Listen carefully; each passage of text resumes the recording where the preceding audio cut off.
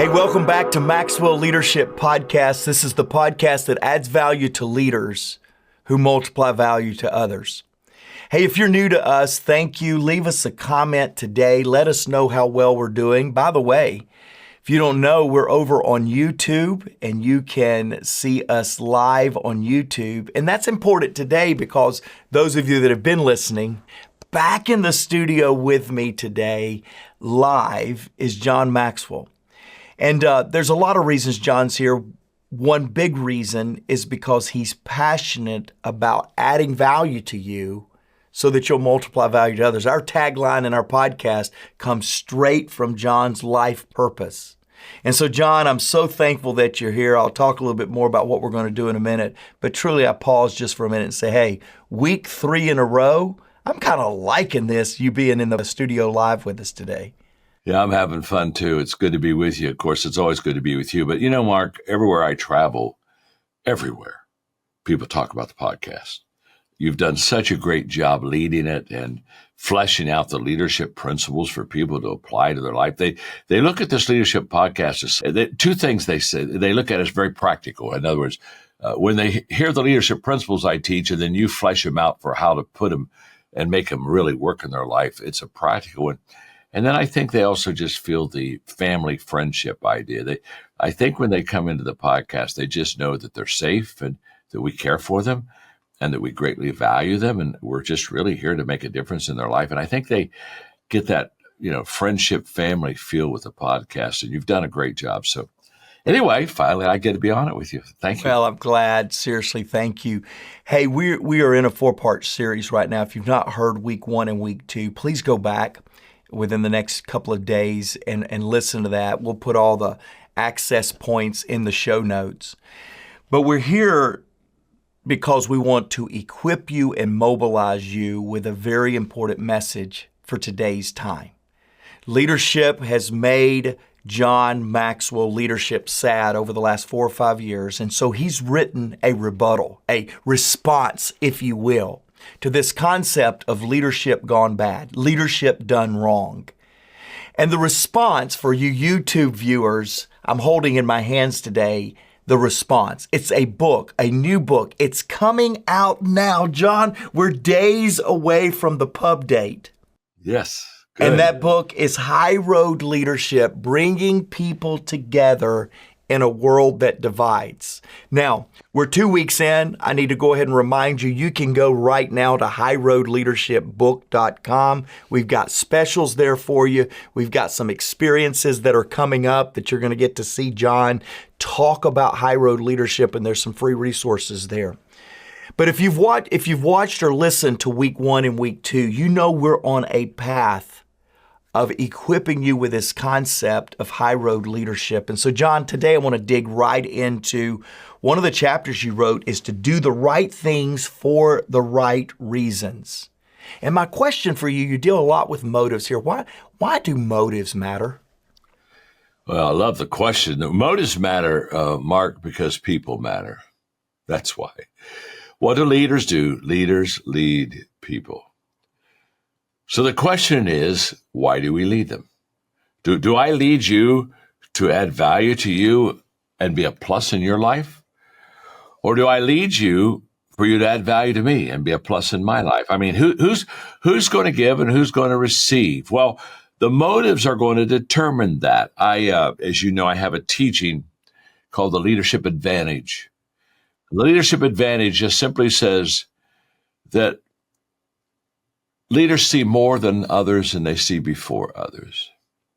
Now, if I see more than you and I see before you, I see a bigger picture and I see a quicker picture because I'm a leader, that sets me up at an incredible advantage. If honestly, I can get started before you can get started. I can already be on my way before you even know there is a way. There's a terrific advantage in seeing more and before. That's part of leadership. The question is not, do leaders have an advantage over other people? The question is, do they take advantage of other people? Yeah, write that down, would you, Mark? I've never said it that way before. That was so good. I saw Mark immediately started writing that down. Thank you. It's so good. I had an original thought about 27 years ago, and it felt good there too. So, every couple decades, it just happens. But isn't that true? When we have this leadership advantage, the question then is, do we take advantage? Do we take advantage of people? And so often, that's exactly what happens. Because I'm the leader, I see more before. Now I'm helping me. I'm not helping you.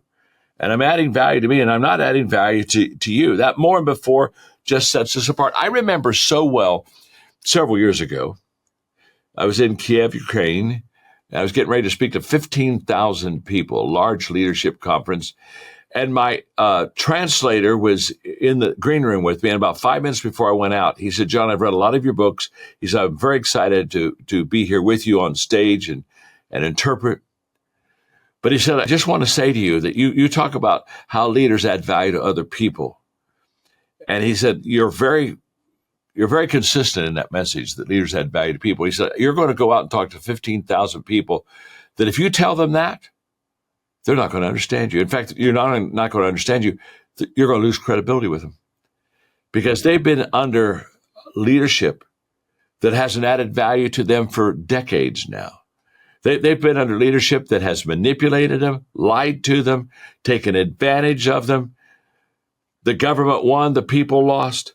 So he said, I just want you to know when you go out, if you start talking about leaders adding value to people, they're not even going to know what you're talking about. And I'll never forget, because this is like 5 minutes before I was going out to talk. And then he left the room, and I thought, he could have told me this an hour ago. I could have kind of been thinking what I'm going to do, because now, I'm about to go on stage, 15,000 people, and I certainly can't talk about how leaders add value to people. And I remember going out on that stage and looking at these people, and I said, let me ask you a question. How many of you ever had a leader take advantage of you and manipulate you? I kid you not, Mark, every hand raised. I got so sad. And then I looked at him and I said, how many of you would like to change that? How many of you would like to see leaders, instead of manipulating you, begin to add value to? Of course, every hand would raise. And then I talked about how to make that happen. Now, where I'm going with this is very, very simple. Right motive, doing the right thing for the right reason is a motive issue. And motives can be hidden. Motives aren't always up front. And so sometimes we're getting led and we're not sure what the motive or the intention is behind the leadership. So when I'm with presidents of countries and I'm alone with them and all the handlers have left the office where we are, the first question I ask a leader when we're one-on-one is, talk to me about your people. Are they better off because you're the leader of this country, or are you better off? Who's winning? Who's got the advantage? And I wrote High Road Leadership because I want the people to win, because what leaders do is they should be lifting people. And I wrote this distinguishing characteristics. High Road leaders do the right things for the right reasons, because that's exactly what they do. It's what are your motives? Why do you want to lead? Do you want to lead because you feel responsible to help and add value to people? Or do you want to lead because you want to be rewarded as a leader and get all the good stuff for yourself? And of course, the right answer is we want to do it because it's the right thing to do and we want to be responsible.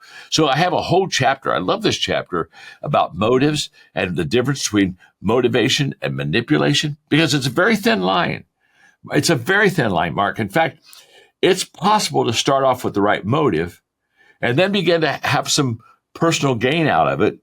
And all of a sudden, you slip across this very, very thin, kind of almost disguised line of manipulation. And all of a sudden, now you're leading not for what's best for the people, you're leading out of what's best for you. And I'm here to tell you, when you start leading for what's best for you, it's always wrong. And so many times today in our world that we live in, I just look at the leaders and I say, you're leading based upon what's best for you. You're not leading on what's best for me. You're not a servant leader. You're a selfish leader. So that's why motives matter. And that's why high road leaders do the right things for the right reasons. That they just do it because they know it's right. And that's what makes it a healthy leadership situation. Are you ready to elevate your leadership to new heights? Join the movement towards High Road Leadership with John C. Maxwell's latest book. In High Road Leadership, John explores the power of valuing all people, doing the right things for the right reasons, and placing others above personal agendas. Learn how to inspire positive change and bring people together in a world that divides. Order now and receive exclusive bonuses, including a keynote on high road leadership by John Maxwell himself and a sneak peek into 3 impactful chapters. Take the first step towards becoming a high road leader. Visit highroadleadershipbook.com to order your copy today. You know, podcast listeners, you get to watch John Maxwell lead through my application week in and week out. And John comes on here and tells stories. The story like in his first or second pastorate position, somebody was buying his dinner, and then finally he felt it was time for him to move to the next assignment. And the guy looked at him and said, "After all I've done for you." And we hear these Maxwell stories and they're cute or they're inspiring or sometimes they're convicting. I'm going to tell you, they're not just stories to impress you. They're stories to impact you. Just last night, John, you'll know exactly what I'm talking about, and I won't take too much podcast time with you being with me live. But just last night, we put in front of John an idea that would literally sell tens of thousands of these books, High Road Leadership. Tens of thousands of them. And John said, "Wow, that's the right reason." I don't know if it's the right thing, Mark, because the people that we would need to leverage to make this happen, I'm not sure it's the right reason, but it may not be the right thing for all involved because John's motive is to add value first, not extract value first. And John, I just watch you at this stage with much credibility and change in the proverbial pocket that we talk about, still to this day goes back to these cute stories that inspire us, convict us, amuse us, and they're life principles for you, John. And I've just watched you, and it's fun to be on the podcast live with you to say, I've watched you live out even to at this moment, last night, in fact, the idea, the belief that motives matter. So thank you for that. And podcast family, this is more than just a cute instructional idea. This is a lifestyle of leadership. John, you talk in your chapter on acknowledging your humanness. Yeah. I love what the first time I heard you teach about this. You write about the eagle and the hippo. What does that mean? Our podcast family may not know about the eagle and the hippo. Shoot. Well, first of all, yes, high road leaders acknowledge their humanness. High road leaders, they know their weaknesses and they know their humanness and they're in touch with it. They don't try to cover it. They have a real sense of authenticity. I don't think people want a perfect leader, but I do think they want an authentic leader. And I think authentic leadership means that I come to you and I just say, you know, there are some things I'm really good at. There's some things I'm not really that good at. And I have some good days and and also I have some days that aren't so good. And so the analogy is the eagle and the hippo. Now, I want to be an eagle every day. I just do. I just want to soar and go high. And by the way, I want everybody I teach, I want everybody on the podcast. I mean, why do we have the podcast? Because we want people to be eagles. We want you to go as high as you possibly can go. And we're going to be cheering you on. We're going to be doing everything we can to support that because it's a great life. We want you to have an eagle life. But as much as I want to be an eagle, there are parts of me that are not eagle. They're hippo. I got hippo within me. And a hippo doesn't want to fly, doesn't want to soar, never looks up at the eagle and says, "Oh my gosh, if I could just do that." No. The hippo is looking for a mud hole. And as soon as he finds a mud hole, he's just going to get in that mud hole. He's going to get in there about as deep as he can. And he's just going to sit there for a while and enjoy the mud. He's not going to fly. He's not going to change any lives. He just kind of is in love with mud. And let me tell you something. I got that in me. And so to every one of our listeners, we all have this within us. But what happens is so many times leaders, they try to always act as if there's no hippo in them. that it's all ego, and it's not all ego. There's, if we could do this all visually, I'd be having you raise your hand. How many of you, you can raise your hand anyway, even if you're just listening. How many, raise your hand and say, I got a little bit hippo in me. Come on, talk to me. Yes. Mark and I are raising both hands right now. It's a little bit of hippo sometimes would be good. Sometimes I got a lot of hippo with me. And there are times when I just don't want to get out of the mud. I just, let me settle for mud today. All right. Well, here's what I know. If you're going to be a high road leader, you're in touch with your humanness. And here's why this is important. If I'm not in touch with my failures, my weaknesses, my shortcomings, if I'm not in touch with that, I'm going to judge you very harshly. Instead of looking at you and say, I understand, I've been there before. I'm going to, as an eagle, look down on you and say, what are you doing down there? Oh my gosh, I've never been in that mud. Get out of that mud. You can fly higher. There's a lack of connection when leaders don't acknowledge their humanness. There's a lack of connection. I inspire people when I talk about the eagle within me, but I connect with people when I talk about the hippo within me. Because every one of us have a day that we hope nobody ever knows about. Every one of us have done some real stupid things in our life. I could still remember several years ago when I accidentally took a gun through an airport. Come on, okay. Hippo showed up that day. You know what I'm saying? And my kids have always loved it because they've said, you lowered the bar of stupid so low that we never have to worry about it anymore. And when they do something as hippo, they look and say, well, at least we didn't take a gun through an airport. Okay. Well, okay. I didn't do it on purpose. I had a hippo day. And I remember as soon as I was arrested, and it was a long process, and fortunately everything came out fine. But within 30 minutes of me realizing I'd made this mistake, I had Charlie and our team put out through social media, "Stupid hurts." And I just told the people all the stuff I had done. I'd forgotten that it was in there. It was a good mistake. It was a pure mistake. It was still a mistake. And but I said, look, this is what happened. I'm right now, being in an interrogation room, and I'm going to go get fingerprinted and photographed, and it's not it's a hippo day for me. But I just want you to know what happened. And I tell you, Mark, the credibility we got off of that moment. I mean, everybody said, okay, that was really a hippo move there, John. Well, it was a hippo move. But immediately I acknowledged that humanness, and everybody that's done something stupid like that, they say, oh, yeah, I got it. I've been there too. I've done that myself. I have a teaching, you've heard this, Mark, before, where I talk about walk between the lines. Yeah. And I talk about our road that we walk on. We all are taking a journey. We're walking, and on the right side on the right side there's a line of success. On the left side is a line of failure. And there are times when I'm over there on the success line, but that's not who I normally am. I'm not normally that good. And there are times when I'm over there on the failure line, but that's not who I normally am. I'm not normally that bad. But when I'm over at the line of failure, I feel my weakness and I feel bad. And when I'm over on the line of success, I feel my strength. And if I'm over on the line of failure, in fact, if you want to, we can call it the hippo line. Okay. When I'm on the hippo line, okay, it depresses me. When I'm on the eagle line, it impresses me. You follow me? And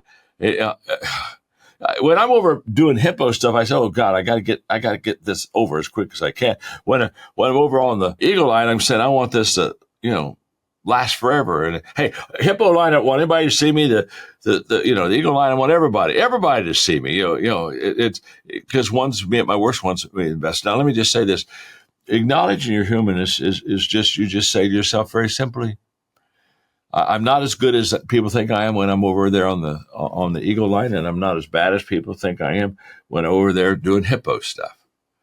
Somewhere, I'm just kind of between the lines. And I ought to tell people is every day, just walk between the lines. If you get over in hippo land, say, oops, I made a mistake. I'm over in hippo land. I got to get out of the mud as quick as I can. If you're over there on eagle land, enjoy the journey, but don't look down on other people, because the eagle's going to land and maybe hippo's going to take over again. There's a sense of realism and acceptance of who I am that is just, I think, extremely important for high road leaders to possess. That's when we connect with them because we say, oh, they're like us. They have Hippo days too. And for me to ignore that or be like social media, the people just trying to always put their best side of themselves as if that's their life. Are you kidding? We all know better. There's no such thing as having just that kind of a life. You've got the ups and the downs and the ins and outs. So accepting our humanness is a great connector that high road leaders have with people. People, they say, okay, I'll let that person lead me, because he understands me and cares for me and is going to value me even in my worst moments, not just my best moments.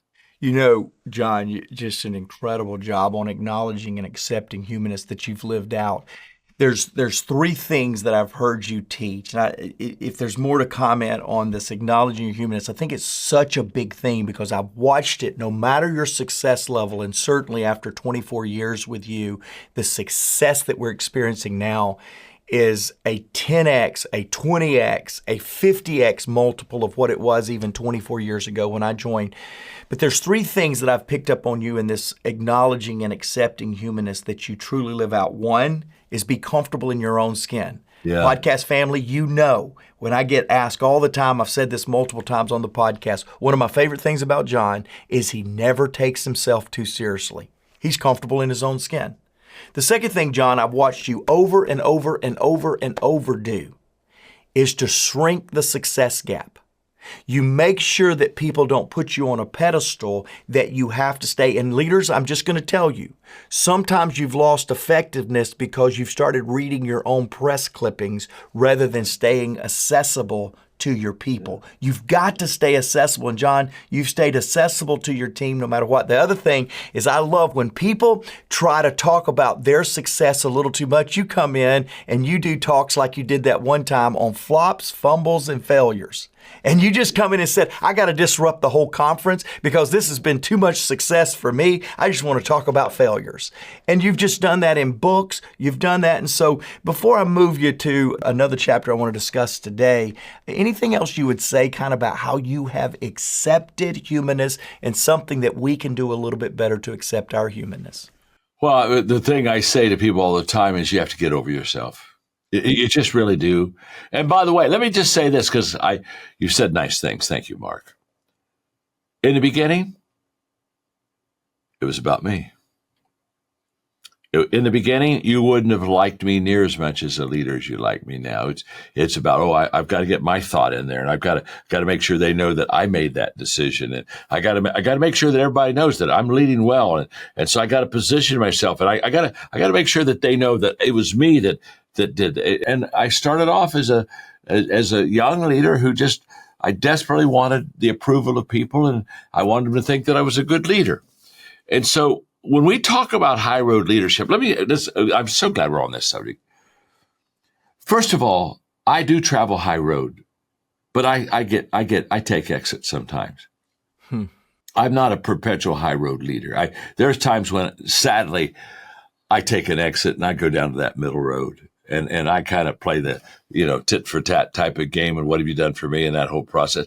There's been a few times when I've just gone clear down the low road and it was as wrong as could be.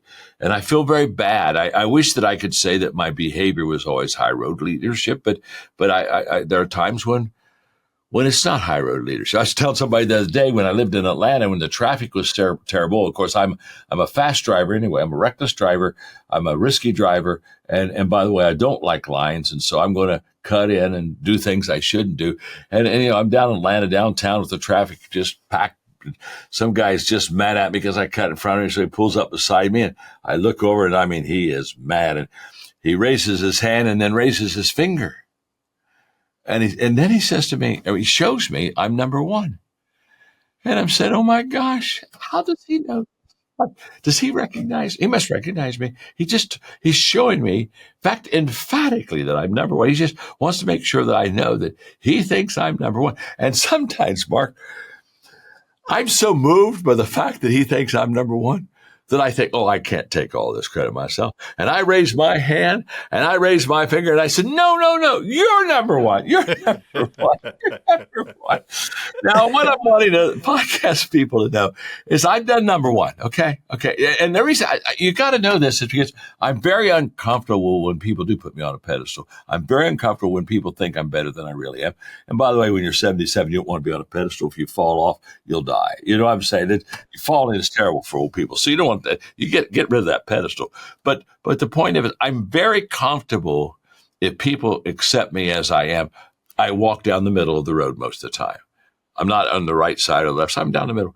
And when they know that, okay, now we can not only get along, but now we can have some common ground to do some good things. John, in chapter number 5, you talk about give more than you take. And you make a statement in the book. It says, rich or poor, famous or obscure, young or old, anyone can be someone who gives more than they take. Will you talk a little bit to us about that? Yeah, I love the give more than you can take because I think it's so essential to live that kind of life. Again, that's high road living. Middle road living is I give, but I take. In fact, I got to make sure that I'm receiving as much. In fact, middle road basically is let me see how much I receive. That determines how much I give. That's kind of middle road thinking. Low road thinking is just give it to me. I want it all. I deserve it all. I'm a victim. Please give it to me. Okay. The reason I make that statement in the book is I think, especially with youth, I think so many times we just kind of say, well, I'm not able to do that right now. I don't have a lot of money. What would I give? And what I'm trying to do is I'm trying to let young leaders know several things. I'm trying to let them know one is they don't have to wait a whole lifetime to be significant. They can do something significant immediately because significance is about putting others before yourself. And in this area of giving, it doesn't have to be money. You can just serve people and very simple, determine every day that you're going to be a plus, not a minus. If you're a minus, you're receiving more than you're taking. If you're a plus, you're giving more than you're receiving. And you know what I do? I teach leadership. I'm so glad you brought this question up, Mark. I teach leadership as influence. How do you gain influence? Well, you gain influence by adding value to people. You show me a person that continually adds value to you, and I'll show you a person that has influence with you. Why? Because you love them. They make you better every time you see them. They're an asset to your life. So what I tell the youth is every day make sure you're a plus. Every day make sure you are intentionally adding value to people. And it starts with valuing people. And then when you finish the valuing people, then you can go to the next step, and that is think of ways to add value to people, look for ways to add value to people, do things that add value to people, and then encourage others to add value to people. It's just that simple. Several years ago when I wrote Intentional Living, when my grandchildren were a lot younger, when I would have dinner with them, I would talk to them about what are you going to do tomorrow intentionally at school to make a difference in people's lives. And I'll never forget, James, the youngest, was about 10. And he said to me, he said, Papa, he said, tomorrow at school, what I'm going to do on purpose, intentionally, is I'm going to open doors for people. If I see somebody close the door, I'm going to open it. And when they walk through, I'm going to smile. I'm going to say, have a good day. I said, James, I love that. I said, tell me how it happened. And so the next day he goes to school. And after school, we're on the phone, and he's giving a report. I said, James, how did it go? And he said, well, Papa, he said, it went great. And then he said, talk about counting. He said, I opened 38 doors today. 38 times I opened the door. And he said, I smiled and I said, have a great day. I said, how do you feel? Oh, he said, I feel so good. He said, I'm going to just keep opening doors. Now, here's what's very interesting. He's 17 now, so that was 7 years ago. Every time you're with James, my youngest, if he's near a door, he'll open it every time. I have watched him with strangers. He'll see something, he'll just go over and open the door, smile, have a good day. So what I'm wanting everybody to know on high road leadership is you don't become a high road leader when you're 50 or 60. You can be a high road leader when you're 15 or 16. In fact, that's why it's so important, I think, for parents to put this book in their children's hands. If you've got kids 5th grade up, You need to put this book in their hand. You need to walk through this book. You need to give them the picture of what a high road leader is. And this giving more than you take, it's not about money. It's about mindset. And what we're doing, this book develops a mindset that helps you think like a high road leader so you will behave like a high road leader. It starts with the mind and then it goes into the actions. And that's why I'm just so excited. But I love that quote. I'm glad you brought it out, Mark, because it's really for the young leaders saying, you don't have to wait your whole lifetime and say, someday I'm going to be a high road leader. Hey, let's start today. And let's start as a teenager. You could be a high road. In fact, if you're a teenager and you do the 12 characteristics and the practices of high road leaders, your influence factor will dramatically change in a positive way. That's a fact. So, John, I'm really challenged today with this last challenge that you just gave us. I was today, just before the podcast recording, I was working with one of mine and your young leaders, just a young leader, very bright, brilliant leader, and yet taking himself way too seriously, just working through that process with him. And I watch, our young people, our teams, people new to leadership, they have seen this style of polarizing leaders. Yes. And style of polarizing leadership for the last 12, 16 years. This is not a new phenomenon that United States is facing. We have been building to this point of leaders that show their agenda is more important than the people's agenda. And my challenge to you today, this is just a thought that I just was inspired by, John, with you. We need to find somebody that is new to leadership or a young person that has not even embraced their call to lead yet. And we need to put this book into their hand. Every single week for the last 3, today is no exception, I've challenged you. I've challenged you with this. Buy the book for yourself. Get it into you and your family's life. Last week, I challenged you to buy the book and send it. Equip a political or a service leader in your community. Give them this book. Today, I really want to challenge you. Find a young leader. Find an impressionable new leader, a youth, and let's get this book and this concept in their hand. It's radical. It's revolutionary to what we're seeing, and I want to challenge you to do that. Go to highroadleadershipbook.com. You'll find a bunch of things that augment this book. You'll find an event coming up that John's going to be sharing with you on High Road Leadership. You'll find a digital download of the first chapter that you can do. You can order the audio book, the actual book, but most importantly, order this book, find somebody, help us get this message out to the masses, because I think that's how we're going to make a difference. John, before we kind of close out week 3 and get ready for next week and week 4, anything you'd like to share as we close today? Well, I've loved the podcast, and I'm so happy about the large amount of people that watch it or listen to it, because we're helping people. And what I would just say to you very simply is the fact that when you put a good book in somebody's hand, you do a good thing. How many of you have had either somebody give you a book or you bought a book and it helped change your life? You see, books are difference makers. It's one thing to talk about things that are important. It's another thing to deliver a book that absolutely has been thought out, that has a principle of life that will help people be successful. And so when you give a book to somebody, you've done a good thing. So let's figure out, who can we get this High Road Leadership book? Who needs to read it? And who can we help just go to another level? Yeah, about 3 weeks ago, I was meeting with a bunch of people, and Elaine, a 16-year-old young lady in 10th grade, came up to me with her mom, and she said, I want to tell you, I enjoy the podcast. Elaine, number one, thank you for listening to the podcast. You're our next generation. I said, why do you love it? She said, because it gives me a fresh perspective on how I want to influence others. And I thought, Elaine, you've got it. Number one, thanks for being a podcast listener. Hey, podcast listeners, what other Elaines out there needs this book, needs this fresh approach to serving others through High Road Leadership? Thanks for joining us today. We do this podcast, we've done this book because everyone deserves to be led well.